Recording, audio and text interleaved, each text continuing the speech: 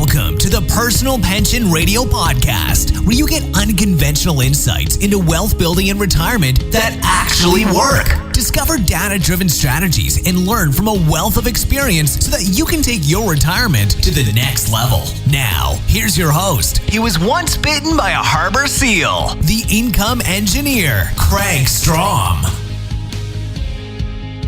All right, welcome to Personal Pension Radio. Personal Pension Radio, powered by personalpensionformulation.com. We're broadcasting live from the 95th floor of the Personal Pension Tower here in beautiful South Corona. Joined on the phone with a gentleman I've been really looking forward to talking to, Brian Beaulieu. Hello, how are you? I am great, Craig, and it's a pleasure to be here with you. Oh, so excited to actually talk to you. I'll get into more about that in just a moment, but Brian is the CEO and chief economist at ITR Economics, and Brian and I met a few months ago at a Vistage event here in California, and was very much looking forward to getting him on the podcast. But for those of you who are new to Personal Pension Radio, you may be aware there is a retirement income crisis in America today. And Personal Pension Radio, we are all about bringing together experts needed to help business owners and professionals build and protect their wealth and prepare to transfer into retirement someday with your lifestyle intact and actually be able to send wealth and benefits into the next generation. So having someone like Brian on the phone here today it's exciting for me because we can look at the next recession, the next depression, the next economic upheaval as a negative, or we can look at it as an opportunity. And that's really the message that we want to have here. So Brian, again, really excited to have you. Tell me, where are you coming in from? I'm trying to remember where you're at right now. Right now, I'm at my home in Naples, Florida, as a matter of fact. So the weather is not terrible there. That's great. Oh, life is always really good in Naples, Florida, Craig. I think that's part of the CCNRs in Naples, Florida, right? It's a requirement. Absolutely. That's awesome. Now, you have a Northern Command as well, right?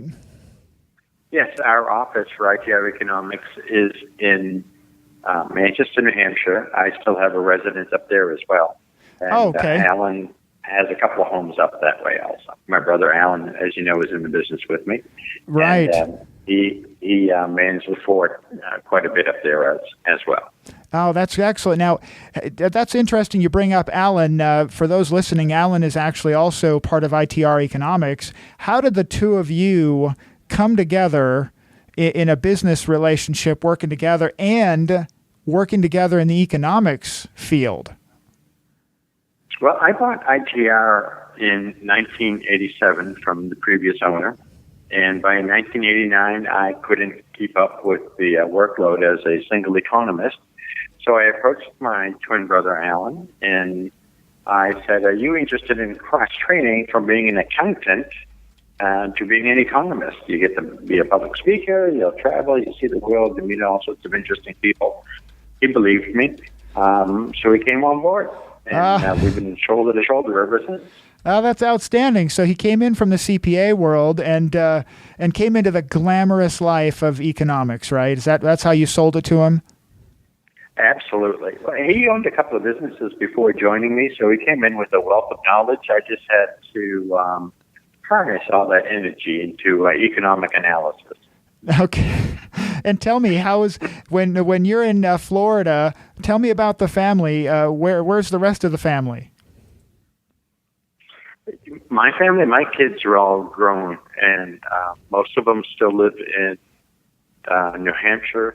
We have one daughter who's actually running the ITR Economics Brussels, Belgium office for us. She's over there with her family and our grandchildren. We have 5 grandchildren in all, and that's one of the major draws for going back to New Hampshire is to check on the business and to see the grandkids. That's outstanding. And a daughter actually, now I'm trying to remember from your presentation that I'd heard you speak again a few months back, was there something that had happened, I guess, in your daughter's life, that there was something new there? And I can't remember if there was something new. Perhaps I'm just having a senior moment. I can't remember.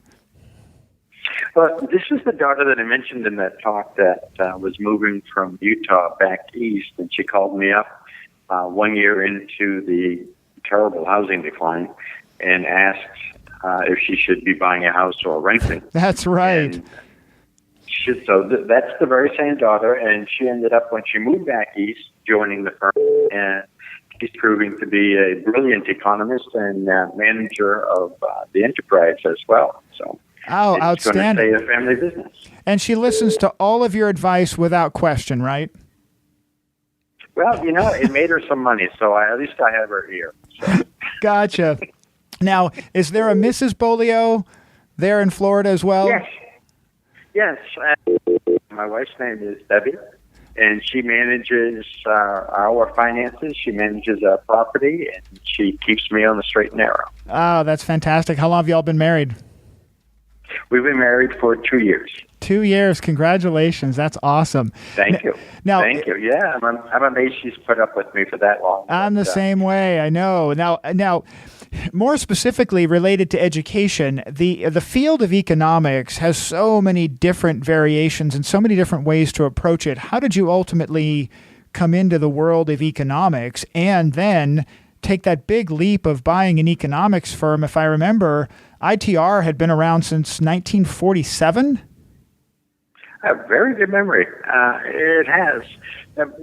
Let me set the stage for you. Most people, when they study economics in college, they will learn Keynesian economics, or some people, particularly in Europe, call it Keynesian economics. And that's the school of thought that says the government can fix everything. It's very much the school of thought that Mr. Obama adheres to in terms of government's role in the economy. Yes. When he says that jobs are created by the government, that's where he's coming from. And most undergraduates learn that sort of form of economics. At ITR Economics, they always practiced something that was more akin to the Austrian School of Economics, although it was never called that. The forecasting methodology that we use at ITR Economics is really unique to us. We're not so theoretical as the Austrians to believe that government doesn't matter, that we need to or should shut down the Federal Reserve and get rid of all government. Life isn't that simple. It's much more practical. We have found to understand that there is government, understand what the role of government is, what they can influence or what they don't influence, and go from there. And in fact, I just completed some research this morning, and I went over it with Alan, and it sort of shows exactly what I'm talking about. You run across some people who will say, if you cut income taxes, the economy grows that much faster. And if you raise income tax, the economy is going to grow slower.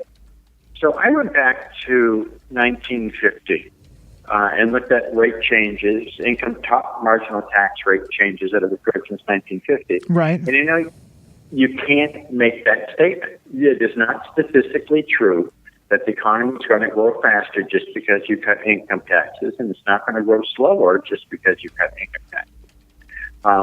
What you can say is that there's a tendency for the economy to grow faster the second year after you cut income taxes, but it's only a tendency. It's not a very strong statistical correlation. So that's what I'm talking about in terms of people want to say, well, if the government does this, then Y is going to happen. Right. And we look at it and we say, it really doesn't work that way. There are so many more moving parts to the economy that you have to look at. It's much more like, and this is one of ITR's favorite analogies, the economy is like an orchestra. There's so many different pieces. There's percussion, the woodwind, the brass, the strings, and so much more. And it's when all those pieces come together, you have a movement in the musical piece, you have a movement in the economy. And just focusing on the percussions, which may be government, isn't going to help you understand where the whole symphonic movement is going. No, I have to say, I was going to say that is, as I read, and just for those listening, we're going to have an offer at the end for this book I'm about to reference, Prosperity in the Age of Decline. This is a book that Brian and his brother wrote together. And I have to say, one of my absolute favorite books that I think I've read in forever. But the piece that Thank you, Kraig. Well, no, you're very welcome. I'll send you the invoice via PayPal for the $20 we agreed on, right? No, to be honest, again, just the piece that I was going to say here is that the part that I really appreciated among many things in the book is, although you're a slant, if you will, some will call it a bias, a slant, your inclination is more towards that Austrian economic side, it's still a very broad approach. It is not politically leaning. I just didn't get any of that kind of feel. It just, here's the data, here's what it is, here's how we read it, and this is why. And the way you just explained it with the orchestra, that's just an outstanding way to summarize it. There's many different pieces that you have to take a look at the entire thing to create that economic movement. Well, thank you. And thank you very much for saying that you couldn't perceive a political bias. We worked very hard at that.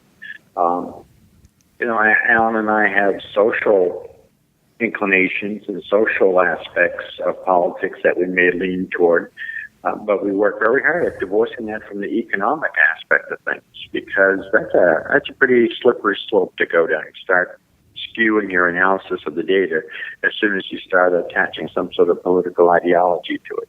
I think it's one of the reasons why our track record has been so good for so long. Is that we're I was just going to ask you that. How good? I mean, you look back. I mean, what is the forecasting track record, and can you give me some background behind where it comes from? Well, let me start with that first. Where it comes from is we look at our forecast, and then at the end of every calendar year, we look at what we were saying 3, 4, 5 quarters before the end of the year. And while we forecast in a range, every range has a median point, and that's what most people hear, and that's what most people pick up on. So we measure our deviation from that median point.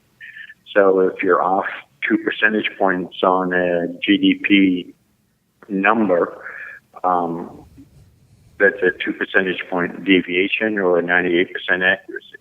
So we've been doing this for countless years, and our long-term average is about 95% correct. So that's 5 quarters out. So we can we take you to Vegas, or is that just a whole different set of numbers?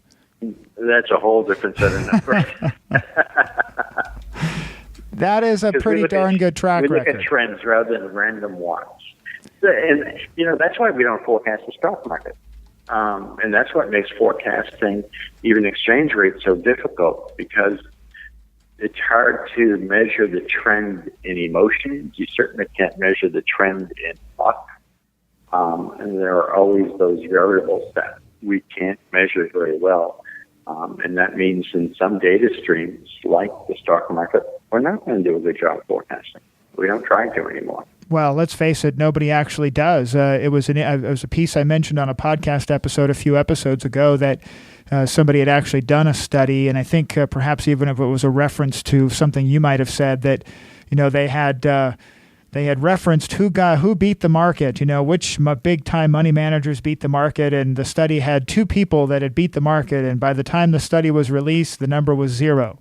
That they exactly. Out of this whole time period, and they did this big long study, they found 2 superhero money manager people, and by the time they released the study, they had fallen behind. Yeah, I think if you're ahead of the curve for like 2 or 3 years, you get a reputation and you can get some financial tail off of that reputation. But odds are you're no longer that same forecaster, that same savant 2 to 3 years after you became one. It's fascinating. Well, what I got a feeling from your presentation, and then from reading the book, and then just doing just my own homework on ITR Economics. Who is your ideal client? Who do you ultimately find where most of your business connections are as far as clients? Is it mostly that corporate side of the world, or is it individual side? How does that break down? It is probably 95% corporate and only 5% would be individuals. And on the individuals, it's because they're taking our data and they're applying it to their own financial model or their own portfolio modeling. We're not doing that for them. So we sort of were blind to exactly what they do with it in those particular instances. The other 95% of the time, a real sweet spot is going to be, it's really two. It depends on personal preference. My personal sweet spot is working with entrepreneurs who are between 20 million and 300 million in size, where we can talk, we can show them things, we can show them what the leading indicators are saying, and they can make real change in real time to protect their profits or maximize their profits. The other very good client, and one that Alan actually prefers to work with, I think, is the one that measures, 1 billion to 6 billion, because they're making very long-term decisions. There's nothing made in real time. But he's very good at communicating the longer-term perspective to them. And right. We play off each other that way. When we get into big numbers sometimes on this show, it's important to step back for the audience, because we have business owners, we have professionals, we've got a variety of people who ultimately listen to this podcast. And what I'd like to just focus just for a moment is the takeaway from what Alan was just saying, or Brian was just saying about he and Alan and their sweet spots. And it's that they're working with corporate clients, but haven't you ever heard or feel like, gosh, I'm just a regular investor working my job, and there's no way that I'm ever going to be able to keep up with whatever the corporate people are doing and whatever, this billionaire is doing. Well, that's not entirely true. You have resources out there. Every one of us can go on to Amazon.com and download a copy of Brian and Alan's book, Prosperity in the Age of Decline, read it, educate ourselves, and I think you even have a newsletter that people can subscribe to as well. Is that true, right? We do. We have one that really is written for everybody called the ITR Advisor, and it's available once a month. We think more often than that, you're just getting data more about. And one of the things I really like about Prosperity in the Age of Decline, the book, is that we worked hard to make it, okay, this is what we see coming, and it's not good, but this is what you do about it. It isn't about scaring anybody. It's about showing them what they can do to make sure that their own finances, their businesses, their family, they're going to be okay, despite some of these trends that we have no control over. And I think that's power when you realize that. I have to agree. The book for me was, at first, I must say, there is a tendency, and one of my questions for you is do you find that some people, as they read or they go through this information, they get sort of that pit in their stomach and they get kind of like, wow, that's kind of negative, right? The initial perception could be negative, right? And yet, when you really read it and you pay attention to the idea, it's actually quite empowering. That if you know something's coming, you can be ready for it. That's the key. You can actually be ready for it. Absolutely. And to your question, yes, it's been a small minority, but some people have seemed to perceive it as a doom and gloom manual, if you will, rather than a way to make things right for themselves and for their family and maybe for the country at large. Yeah. You're always going to find some people like that, right? I think for sure. I have to tell you that it became, this is, I know that don't have to worry that as I say what I'm about to say, I'm not going to send you a separate invoice for each one of these compliments, just so you know. Okay, so I'll cover it by the one. Right? The book actually became required reading for my daughter, who just graduated from college.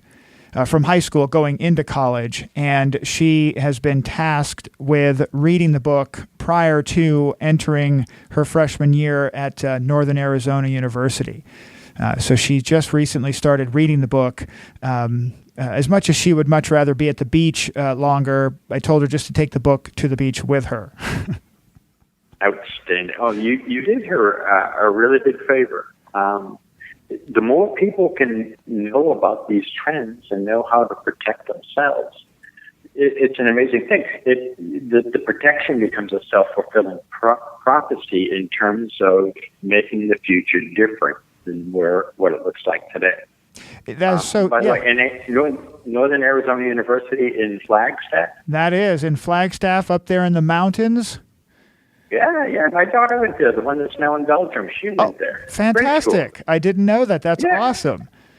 That's great. Well, we're not sure of whether she's still mentally stable or not, because this is a California beach girl. So she's there's no beach there.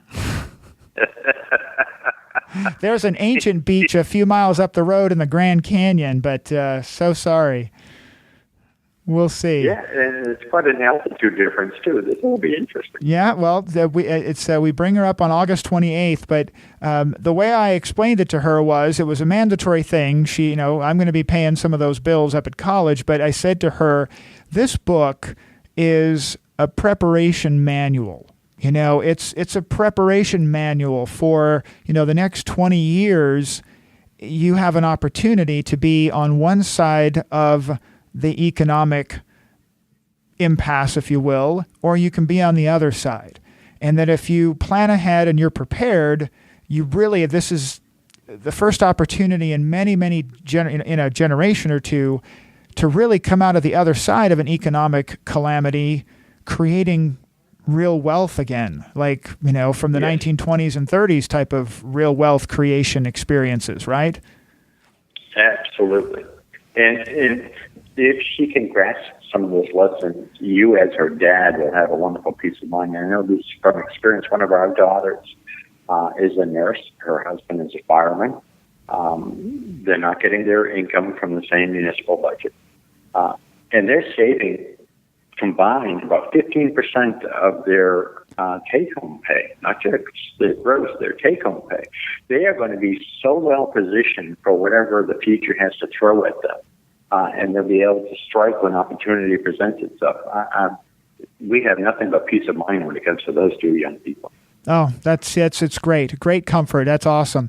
Well, if you could, give us an example or two of how this economic future will be different from the past, and how that really matters to the individual. Because, of course, just a little bit ago, we heard these, billion-dollar numbers, million-dollar numbers. People get a little intimidated by that. But how does this new economic future differ from the past, and how does that matter to individuals?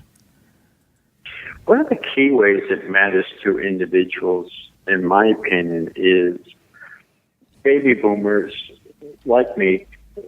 We addressed our financial lives with the overriding philosophy we must defer paying taxes until we retire, because the income tax rate will be lower, our incomes will be lower, and we'll still have lots of vitality and lots of health to enjoy ourselves. The health and the vitality are going to be there in the future, but that's about all. Tax rates are going up. You can't help but understand that when you look at federal spending trends, you look at entitlement program commitments, you look at our revenue. There's only one logical thing that's going to happen. If the government cannot significantly cut the size of government, tax rates are going to go up, and they're going to go up appreciably over the next 15 to 20 years. It's not the end of the world. But it does mean that you have to approach the whole issue of being tax smart in an entirely different way than we did as baby boomers. And that new way is pay your taxes now. I mentioned there are kids who are saving 15% of their income. They're saving it in a Roth IRA and then a Roth embedded into a 401k. So Gotcha. They are paying their taxes now. Don't wait. Pay it now. And really for anybody, I think 45 or younger, they should really seriously think about paying the taxes now rather than later. When you look at the pressures the government's going to be putting us under in terms of tax rates. That's interesting you say that. Just in the podcast that we just released, we release a podcast every Monday, and the episode that went up today, we were talking to an actuary about some of the misunderstandings and misconceptions of employee benefit 401ks and such. And that's one of the things we were talking about is Roth 401k, that so few people know about it. And it's a very powerful tool that unfortunately doesn't get enough attention. So I'm glad to hear you say that. And I hope you keep repeating that message, because it's not like there aren't tools available to everybody to help them plan for this future. They just have to make themselves aware or be open to these concepts so that they can shape their own future. Well, with that said, another question comes to mind. How do you capitalize on this change? Now, when I say this change, I'm using a very broad term, because there are many things to come in the next 2, 3, 5, 15, 20 years. But what are some of the ways that people can really capitalize on these changes that are coming? We know that being tax smart is one for sure. What else can we be paying attention to?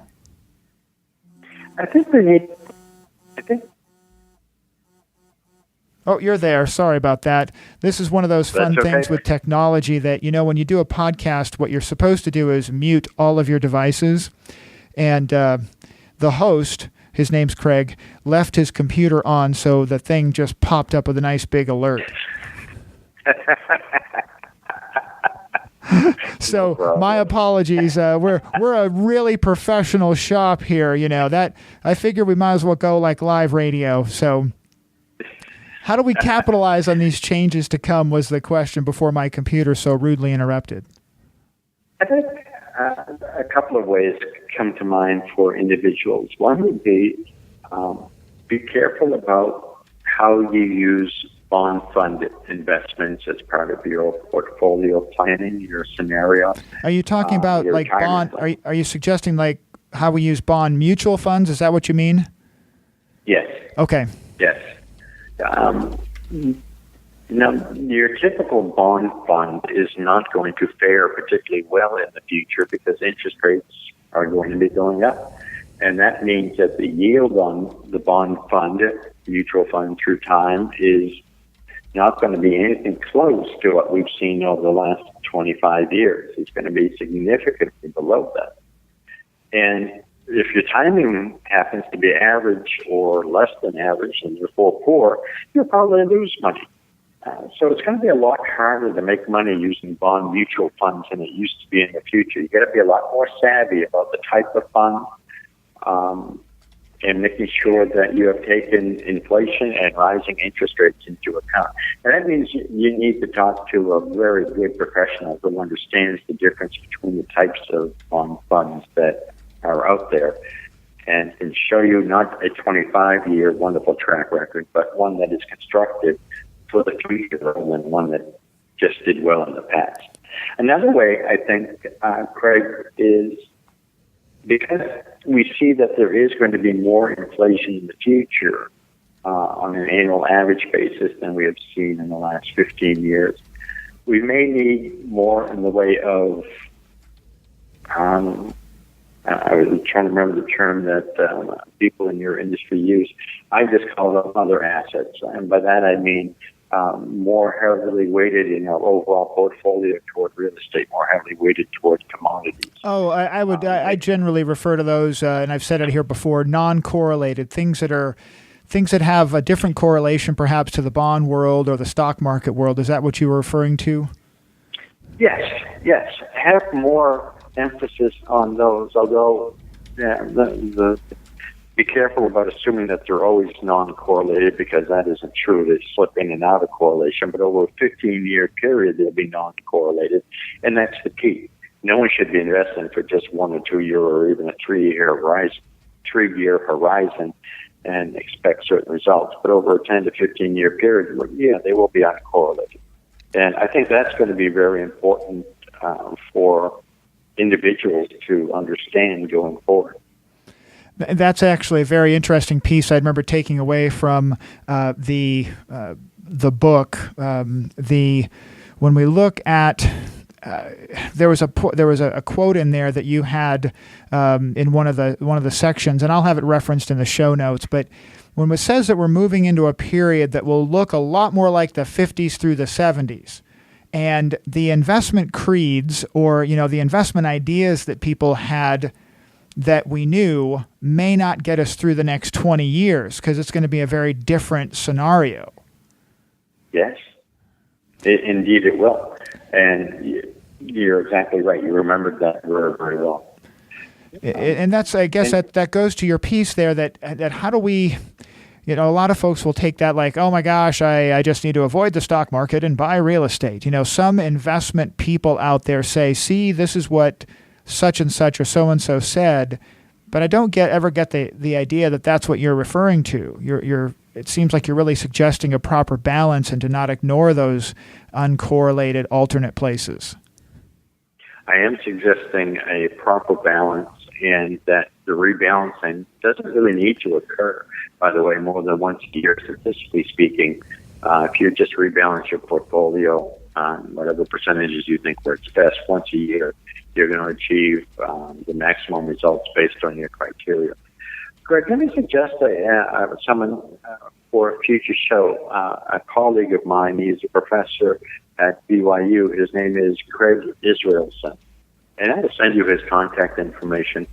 I think you would really enjoy speaking with them about the different money buckets that you can create and how to maximize your return over long periods of time with really 12 different allocations within a standard portfolio.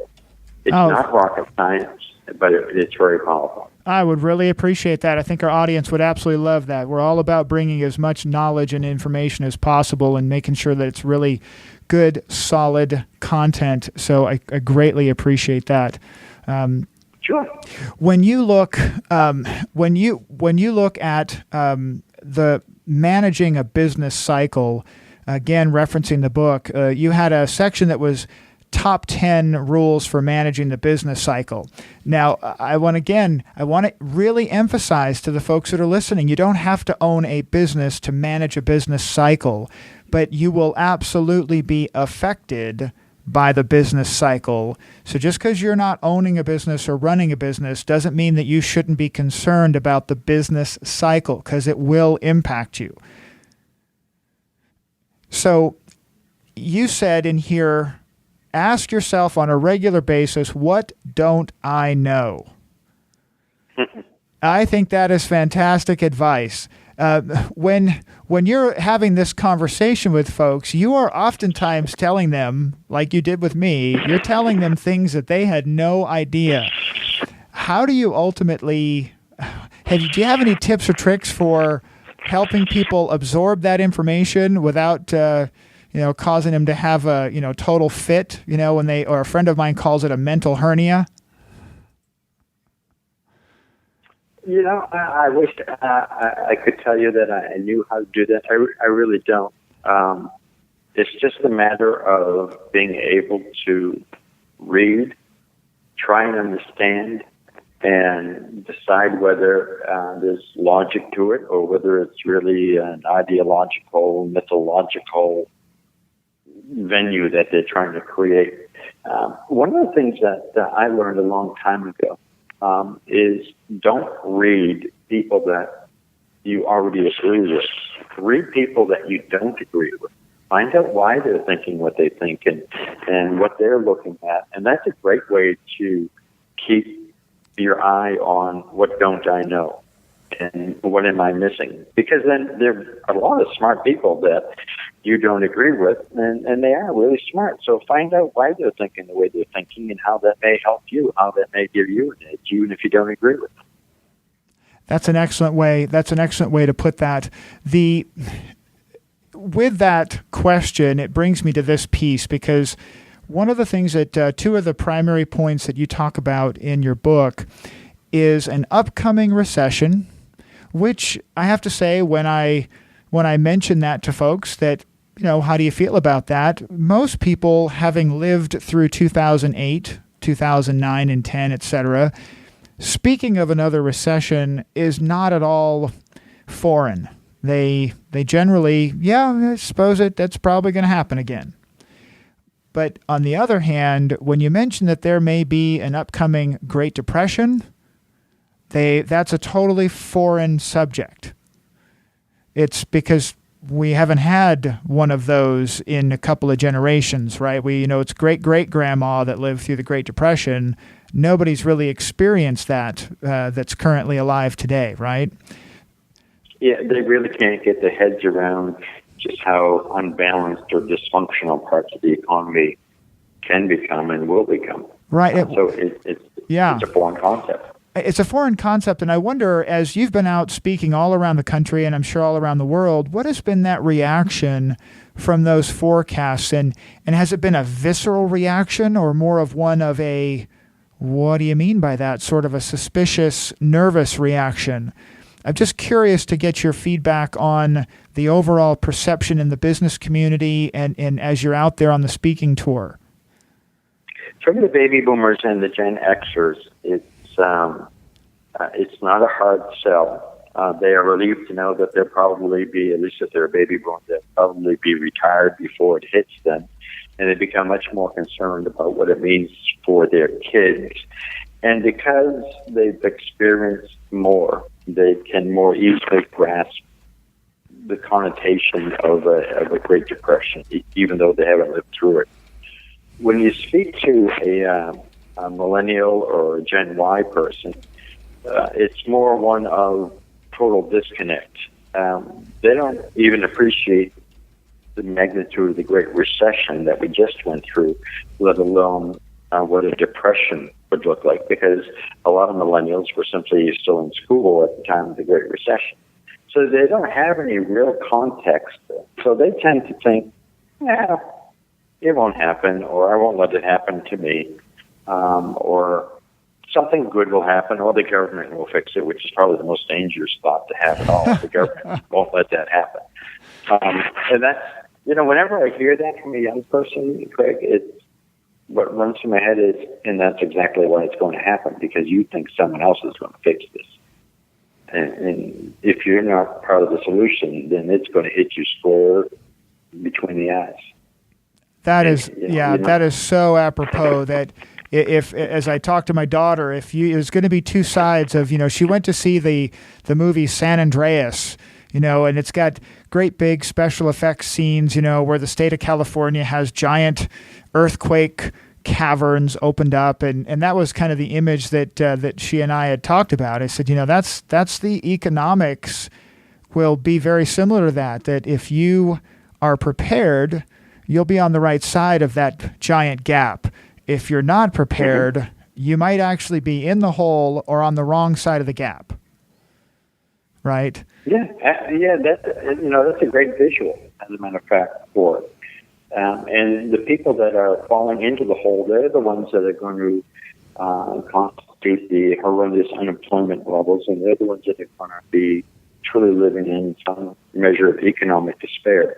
The ones on the wrong side of the chasm will be the ones who can't get ahead until the economy begins to heal. But the vast majority of people are going to be okay. Economics is what happens on the margin, eh?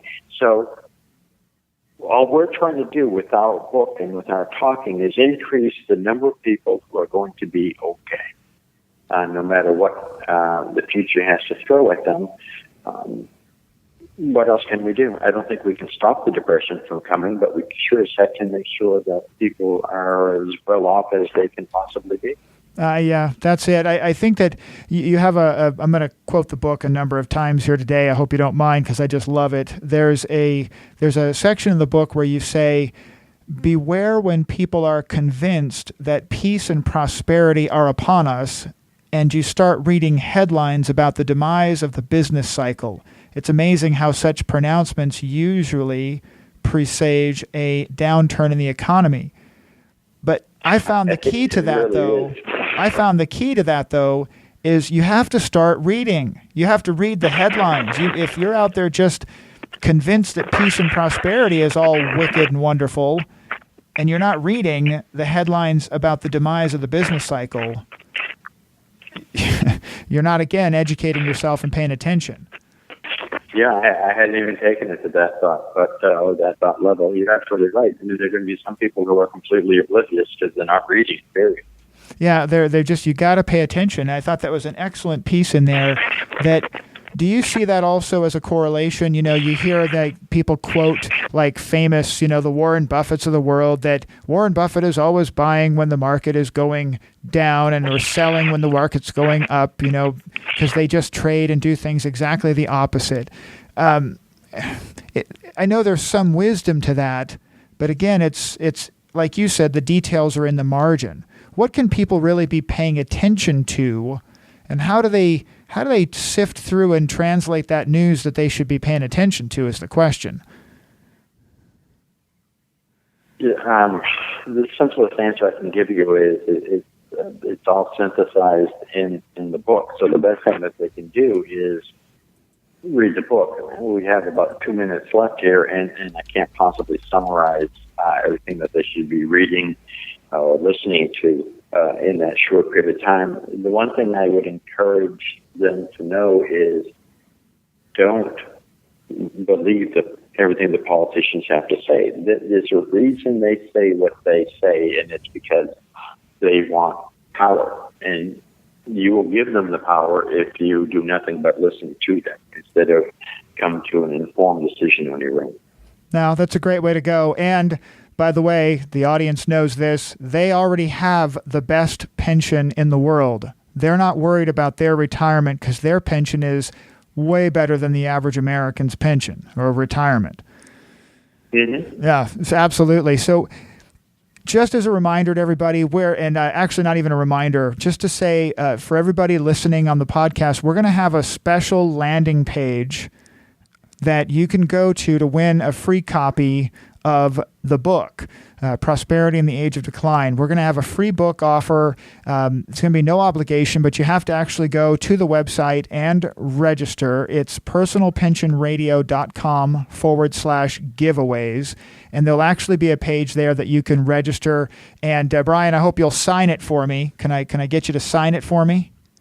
I was just about to offer to do that. I'll be happy to. Both Alan and I will sign it. That's fantastic. And I'll fly to Florida to get it signed. That'll be a business trip, right? Okay, so there you go. That's outstanding. So I want to wrap up with this. You had an outstanding quote in here that, if I may, I'd love to read it, unless you remember it right off the top of your head by Deming. Oh, I do. It's the words I almost recite them to myself every day, and the quote is, "It is not necessary to change, period. Survival is not mandatory." And that has been never truer than today. That is outstanding. It is not necessary to change. Survival is not mandatory. You're welcome to not survive if that's what you choose to do. It's not a requirement. And you'll be very happy all the way to your demise. Exactly. That is just now. Change. You have to be prepared. And I'm going to wrap up with my last reference to the book that I thought was another great way to wrap up this interview, and get maybe a couple of quick thoughts from you. A worthy captain prepares his or her ship and crew for what is coming so that they may successfully navigate the waters and safely reach their destination. Sail on and fare thee well. A worthy captain. I really like that. What's that? I said I really like that. I mean, that was it summed up our philosophy very nicely, as a matter of fact. I'm glad you liked it too. Prepare your crew. And if you're out there listening to this and you're a business owner, your crew includes your family, but it also includes your executive team. It includes your leadership, your sales team, everybody from top to bottom in the organization. Prepare everyone to take advantage of the opportunities to come. And if you're a business owner, prepare your family. Get ready. Have your kids read the book, right? Any other final words of wisdom and things that you might want to add to wrap up? Oh, one more, if I may, and that is the title of the book is very intentional. All too often people presume that we're living in this age of decline, and the U.S. is losing its prowess, and the future is not going to be as grand and glorious as the past, etc. And Alan and I think it's that's so far from the truth. There is so much prosperity ahead for those who can perceive it and for those who are willing to act. When I signed the book, one of my favorite little jobs to sign is prosperity requires action. And if you're not willing to learn and then act, don't expect to be prosperous. That's a perfect place to end. Brian, I love that. You got to be ready. Prosperity is there for you. You just actually have to go get it. If you don't, others who are prepared will go get it, and those who won't just miss out.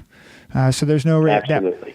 All of the notes, as always, will be in the show notes here for the episode. Brian, I really appreciate you taking the time. Look forward to meeting you again, I'm sure, at another Vistage event coming up in the future. And just really appreciate you taking the time for us, especially when I'm sure the sunset there in Naples was just wicked. It was very nice. And Kraig, this has been a blast. I really respect you and what you're doing, and I hope you have me back on sometime. Outstanding, everybody. That was Brian Beaulieu from ITR Economics. Check out the show notes. Get the link. Get over there. Register for the free book, personalpensionradio.com/giveaways. And we'll talk to you again next week. Take care. Thank you for listening to the Personal Pension Radio Podcast. If you missed anything during the show, that's okay. We took the notes for you. Check the show notes for links, offers, and a full transcript. And don't forget to head over to personalpensionradio.com and download your free retirement income report. While you're there, we'd appreciate some iTunes love. Please leave us a fantastic rating on iTunes by going to personalpensionradio.com/iTunes. Thanks again for listening.